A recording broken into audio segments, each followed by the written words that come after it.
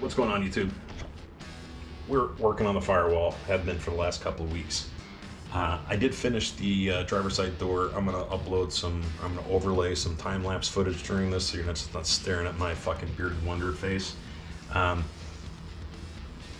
got some photos that I'm gonna insert here as well.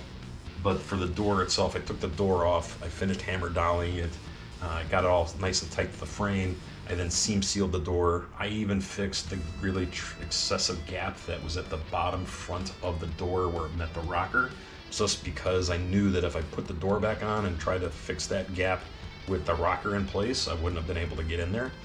It would have been really, really hard to do so. So I made my life easier in that one thing. I had some foresight. Go figure. Now I rehung the door and I got it back to where it was. It still opens and closes nice and smoothly, but I do need to finish correcting the gap all the way around the door, both on the front edge, the bottom with the rocker, and then the back edge where it meets the rear quarter. I'm going to do that all at once at a later time when I actually can mount the front fender and have it where it's supposed to be. But that front fender requires a lot of metal work and some corrections from previous mistakes I've made on it. So all of those things are secondary. They're not important. There's no motivation or priority to get those things done right now. So that's why I switched back to working on the firewall again. And I say again because I've been working on this thing on and off for a number of years. So first up, this firewall, I had to replace the entire piece of it because it was pretty rotted. It was really in no good shape. I'm gonna overlay some photos of the creation and the templates and all that stuff of this firewall so that you guys get an idea of what I did here. The firewall is made in 3 different sections. There's a driver section, a passenger section, and then of course a third section that connects it all to the trans-tunnel, the floorboards, the inner structure, and the cowl, and all that other crap. The two front-facing sections, the driver side and the passenger side, I made them in 16-gauge steel. I didn't need to, and in fact, hindsight being 2020, I should have just kept it factory sheet metal 19-gauge size, because trying to weld thick to thin, try to put a bead in for the master cylinder with my Eastwood bead roller, all of these things were bare, especially the fit up. God, I can't say that.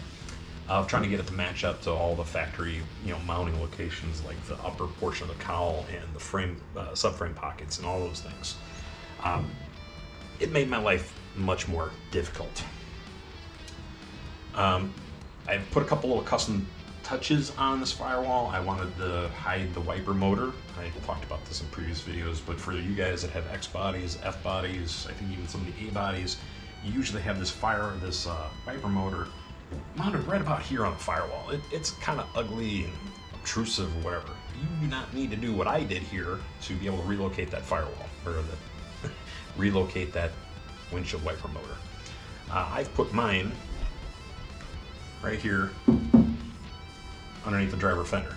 And when the driver fender is on here, you don't see any of this. It's all covered. All you need to do is, first off, I used inserts for the factory mounting locations, and then I just made a beveled round bar to fit into the C-channel that the factory linkage utilizes. And then you would spot weld it together, and then I would have a pin that goes into it to hold it together so you can take it out and service it if you needed to. Worked super great. I hooked up the electrical to it, tested it on the low and the medium. I don't have delay, or low and high, I don't have delay. And it worked beautifully, didn't bind up, and I'm very happy with this modification, because that was a complete eyesore in my opinion. I think it takes away from any old 70s car that they did this with. The other modification is this car was a column shift car when I first got it. I'm sorry, it is a column shift car from the factory. When I bought it, the prior owners, somebody in the past, had converted it to a floor shift car. They removed the linkage and all that other bullshit, but they, you can still see there's this big dog ear here on the steering column so that the transmission linkage comes through here, and that's how you operate the transmission linkage. This is just a big rubber gasket, and I can't stand the way that looks. So I only cut the hole big enough for the rag joint to pass through the firewall and then be able to connect to the steering box. Now, I don't want to just stick a big rubber gasket on here, guys. So if you have ideas, thoughts, suggestions, if you've seen something, I could use your help because I've been thinking about this for years, and everything that I come up with, it's either I don't like it, or I don't have the skills, tools, or materials to be able to make something that would kind of clamp onto the steering column, center it in this hole, and then connect to the steering, or connect to the firewall, and act as a, you know, kind of a gasket, make it look nice and a nice finish, right? So if you could let me know. Drop it below. The other thing which I could use some, you know, thoughts on if you know of something better is I'm looking at redoing the complete wiring harness of this car because I threw out the factory one. It had melted itself, you know, due to the yahoos that owned this car. They hacked the factory harness to absolute hell, and I'm really surprised this car did not burn to the ground, you know. So I need a new harness. I'm not buying the factory replacement and then modifying it. I'm going to look at a complete aftermarket kit. And right now I'm kind of leaning towards the painless 23 circuit Pro Series. I like that they give you all the GM connectors and they just allow you to run the wires the proper length, cut it, put on the GM connector, and that's it, you're done. Looks simple enough that even my simpleton can actually get done because I'm not very good with electrical. I don't want to be chasing fucking, you know, shorts and wiring problems. If you have something of a better suggestion, you know, something that works better quality, something that's a little easier or whatever, let me know. I'll take your suggestion, but hit me up in the comments. I appreciate it. All right, on to this. I've worked on this firewall on and off for, I don't know, a number of years, so you can hear some time-lapse footage of me just body working it. Many sessions of applying filler and sanding 99% of it off onto the goddamn floor and making a mess in my garage. But that is body work. So the green that's on here is Eastwood Concords that I did years ago. I just slapped it on to cover up the spot welds and the seam weld that I did where I mated the two panels together. That stuff is super strong. It's a fiber reinforced filler. It's also super difficult to sand. So thankfully I'm done with that stuff. I don't have any more, and I switched to Rage Ultra, which I've used many times in the past. It's a really great product. I do like it. I do like how it spreads. I like how it sands.